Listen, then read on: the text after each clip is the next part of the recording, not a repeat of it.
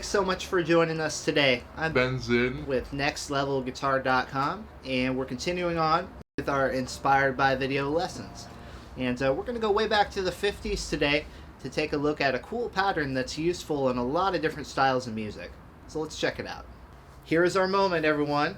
Before we continue on, please take a look at the text box below. Click on the link in this YouTube text box, and we are going to send you a free video lesson and a coinciding ebook that's not available on YouTube, exclusively available only through NextLevelGuitar.com. It's free information, a lot of good stuff, so please click on that link and we'll continue on. Before we get into the musical examples today, just want to touch on briefly how to get the delay sound, or our slapback echo sound. It's really a crucial part of this style, so let's take a look at the pedal I'm using and how to dial in the correct sound for slapback. I'm using a MXR carbon copy delay, and that's right here. And the key component to getting this sound is the time that you're setting in. You can see here we have three different knobs here. One for mix, which is the level of delay. I have that about halfway in between, or a little bit less. You can adjust that depending on how much of the delay sound you want. Regen is short for regeneration, or repeats. That's the key component. We want to only have one repeat,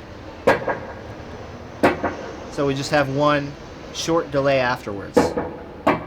We can see as I turn that up,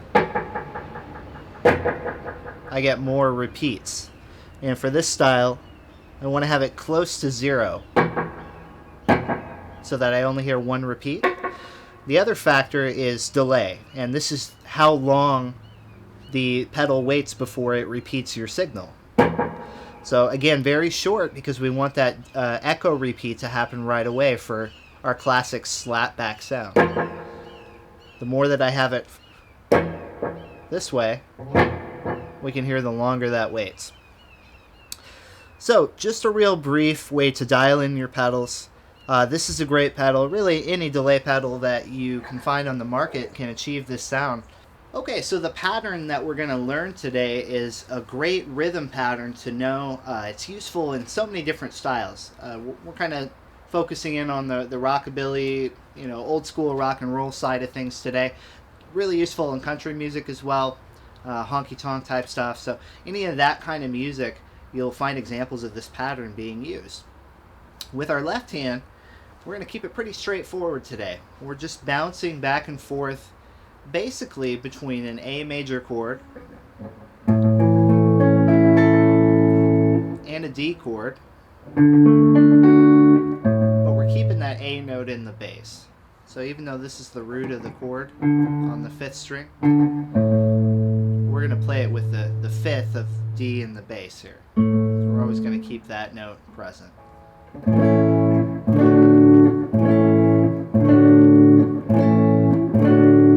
With the left hand, or with your fretting hand, the main motion to get down is rolling from this chord into this chord. It has mostly to do with your ring finger. You're coming from here and rolling into a bar kind of position here.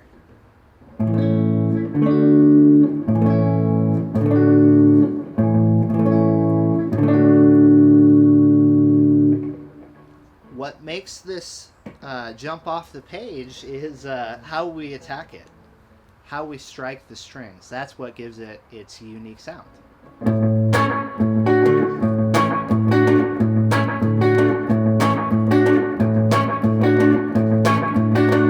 So what I'm doing here, we're going to learn a couple of different ways on how to attack this with the right hand.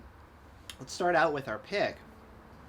What we're going to do is start out by playing string 6, hitting the root note, and we're going to play strings 2, 3, and 4 as a strum. And I'm still holding down on the A chord here. Now, after I do that, I want to slide into my other chord position. We're tied on my right hand here, but we're into that 2nd chord at this point. Strike string 6 again. have an upstroke on strings 1 and 2, excuse me, on strings 2 and 3, and then a downstroke on string 4.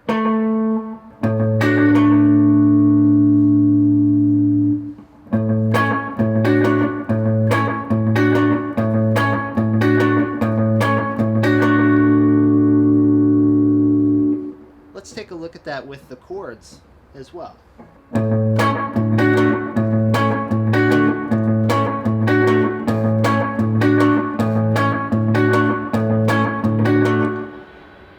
Once you have a good bounce to that and it's feeling comfortable, try working it up to some quicker tempos.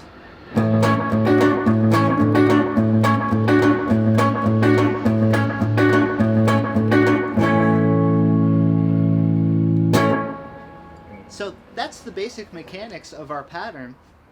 There's a number of different ways that you can play it with your attacking hand or with your picking hand. We've started out with playing it all with the pick, but I want to explore some other ways that we can do that as well. One of those is hybrid picking, where we'll use combination pick and fingers to play the exact same pattern. Let's take a look at how that would happen now.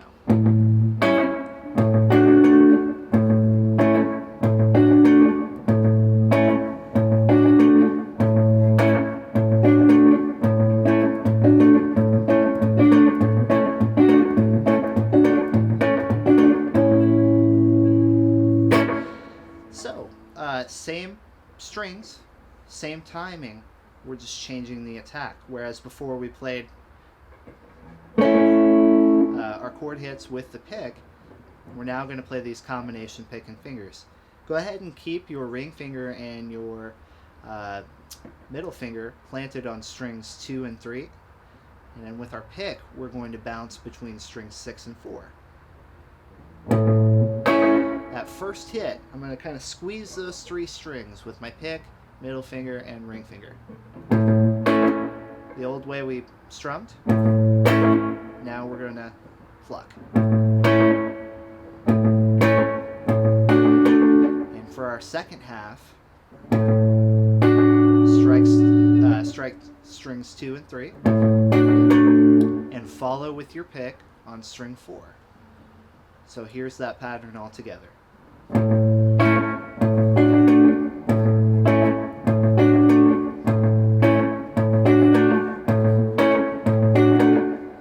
Same thing, now we can work that up to speed, make sure we combine that with our chords, and we have another option for how we attack that.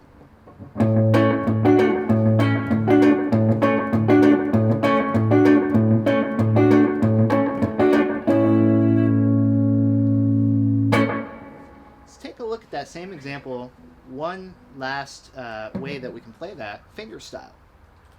So here we'll just play all of those notes with our thumb that we were previously playing with our pick.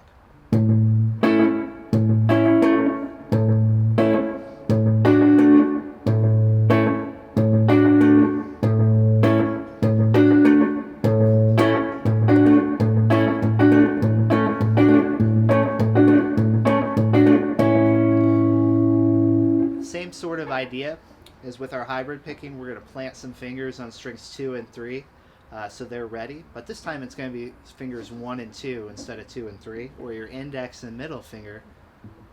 And also this time my thumb is going to bounce between strings 6 and 4 instead of my pick.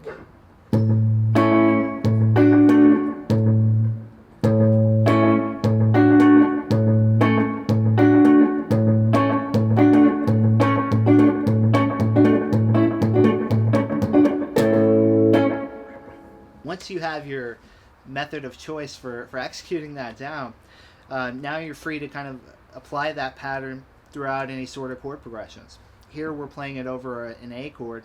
You could certainly take it through a progression, just common 1, 4, 5, A, D, and E, and it works really well on a lot of up-tempo sort of things where you want to fill in and have that sort of galloping sound.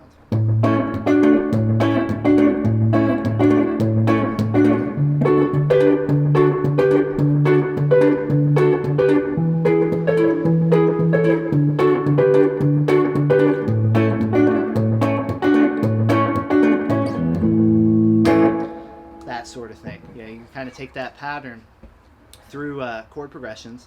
Sometimes you might want to make a tweak here and there to fit the song that you're playing, but that gives you the basic foundation of how to play that style. So thanks so much for joining us today. Once again, this is Ben Zinn with nextlevelguitar.com. What that website, nextlevelguitar.com, so much great information there for you. No matter what style of music or what style of guitar you like to play, we have great information there for you. So please head on over there and check that out, and I'll see you guys back here next time.